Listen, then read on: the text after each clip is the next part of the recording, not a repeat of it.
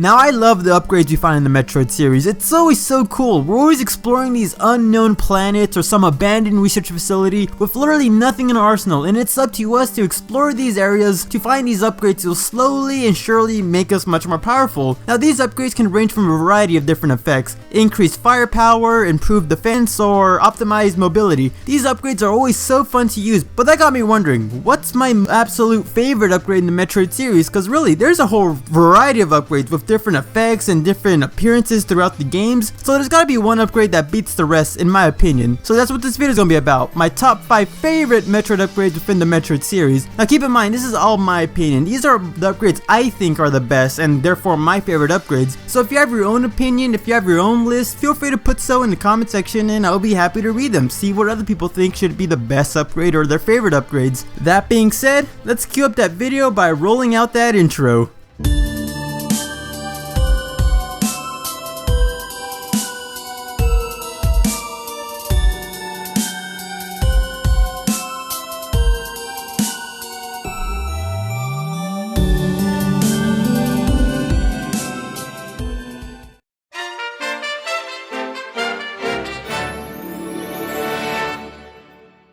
Now the Morph Ball form is a pretty unique item because it basically gives Samus the ability to crawl, but as the games progress we got a variety of different upgrades added to the Morph Ball, making it a lot more useful and a lot more diverse. Items like the Morph Ball bombs and the Boost Ball and the Spider Ball, but easily one of my favorite upgrades for the Morph Ball, and number 5 on this list, would easily be the Power Bomb. The Power Bomb itself is a pretty simple item. It's a Morph Ball bomb that is essentially a screen nuke that wipes out a variety of different enemies in one blast for a given radius. It is a pretty crazy item. Just the sheer power alone makes this item very useful in tight situations. Being overrun by a bunch of enemies or have some sort of big enemy over you, just power bomb the thing and boom, it's gone instantly. It's a pretty great item.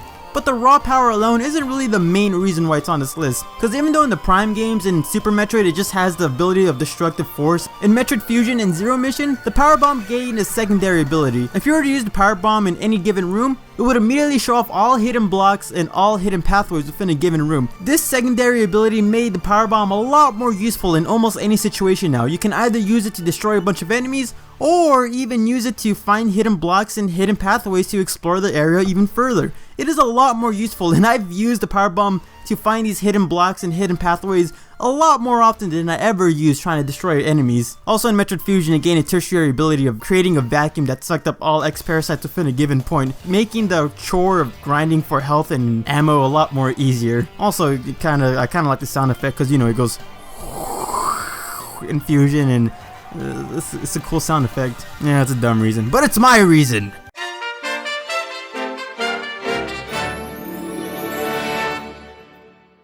So throughout the Metroid series, we see a lot of different suits, all of them with their own unique ability and attributes given to them by their said game. We got the Light Suit and Dark Suit from the Metroid Prime games, we got the Fusion Suit and Gravity Suit from Metroid Fusion and Super Metroid. There's a variety of different suits to be worn, but easily one of my favorite suits out there has got to be the tried and true Vario Suit. Now the Vario Suit's main gimmick is pretty simple. It allows Samus to explore areas of extreme temperatures, whether you're running through a volcano or going through some sort of subthermal location, I don't know, like a freezer or something. This protects Samus from taking any sort of damage, and believe me, as we see in Metroid Other M, if you have no Vario Suit trying to explore some sort of weird volcano, it is a very stressful time for you, because really, trying to race through a volcano slowly losing damage is really annoying. So I really love the Vario Suit. And also in most games, when you get the Vario Suit, it increases your defense by around 50%. No, but its main function isn't really the main reason why it's on this list, because I like the suit because it's so iconic, because maybe it's the big shoulders or the nice orange color, but this is easily one of Samus's most iconic suits. She appears in Smash Bros in this suit, she appears in like the introduction of the Prime games in this suit, she's always seen with this exact suit. Not that many people outside the community really know that Samus's base suit is this yellow suit with the weak shoulders, but the sheer recognition that this one power suit gets is really amazing, and I really do like the suit for it.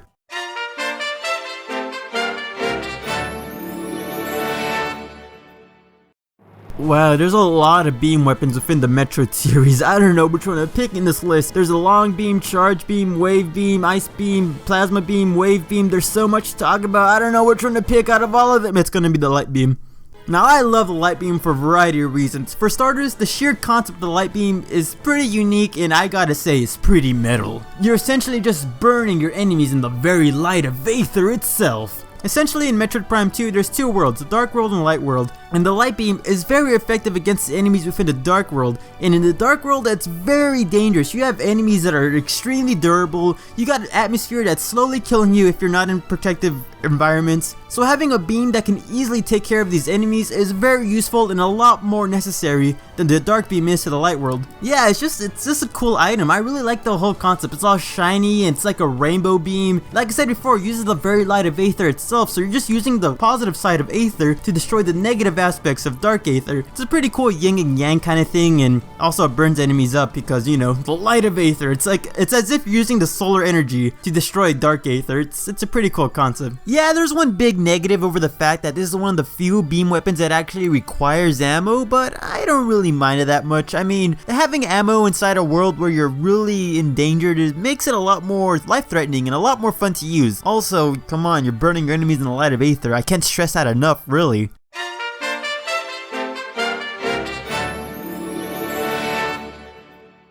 Now the item we're going to be talking about is going to be the Grapple Beam, and I really like the Grapple Beam's sheer diversity. When it was first introduced in Super Metroid, it was a pretty cool item. It let Samus swing across huge gaps of empty land. However, that slowly became kind of useless when you get the space jump, so the Grapple Beam kind of got the short end of the stick on that game. But as the games progressed, like Metroid Prime and Metroid Other M, the Grapple Beam became very useful in a weird way. My most favorite incarnation of the Grapple Beam has got to be the one we see in Metroid Prime 3. Mostly because in that game, the Grapple Beam was just so fun to use. Maybe it's because of the motion controls, or maybe the fact that the Grapple Beam not only can let Samus swing across hooks, but she can also latch onto enemies and rip off their shields or rip off certain weak points, but she can also latch onto enemies and literally either siphon out their health to heal your own health, or maybe overload their health by siphoning your own health into them and thus killing them. The Grapple Beam was so fun to use in that game and I really do love it. I wish it would return in the same aspect, having a cool multi-diverse moveset behind it. It was a very fun item to use. However, I also like the Grapple Beam because it's somehow a lot of fun to use within boss battles. Not only can you use the grapple hook to literally fry a bug boss we see in Super Metroid, but when you go in Metroid Other M and see that Samus can literally fish out a giant lava fish outside of lava using her own Grapple Beam, you gotta admit, the Grapple Beam is surprisingly a kick-ass looking weapon. Now with all that in mind, I really want Nintendo to somehow make a fishing minigame for Metroid.